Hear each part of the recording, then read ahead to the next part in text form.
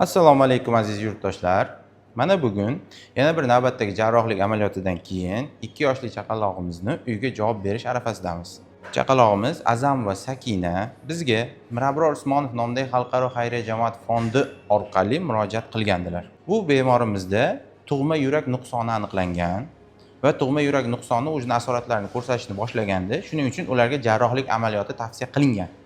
Lekin bu bemorimizning oilasida sharoiti mavjud bo'lmaganligi uchun amaliyotni o'tkazishga ular Mirabror Usmonov nomidagi xalqaro xayriya jamoat fondiga murojaat qilishdi va ular jarrohlik amaliyotini to'liq to'lab berishdi.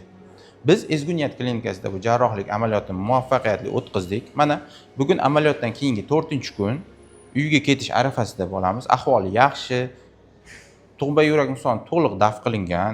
Qayta tekshiruvlarda yurak to'liq sog'-salomat ishlayapti. Bolamizning ahvoli yaxshi.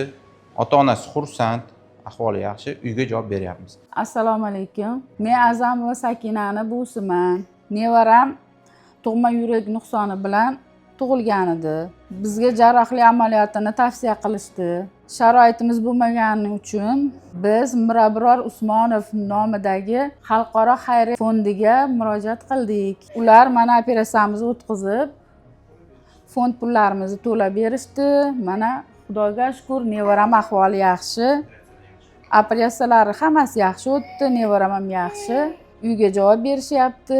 Mirabror Usmonov nomidagi xalqaro xayriya jamg'arma fondiga juda ham minnatdorchiligimni bildiraman. Rahmat shu fond borligidan. Agar sizlarda ham shunaqa bolangizda nuqsoni bo'lsa, bemalol sharoitingiz ko'tarmasa, bemalol kelib murojaat qilsanglar, sizlarga ham yordam berishadi. Men bulardan juda minnatdorman. Rahmat.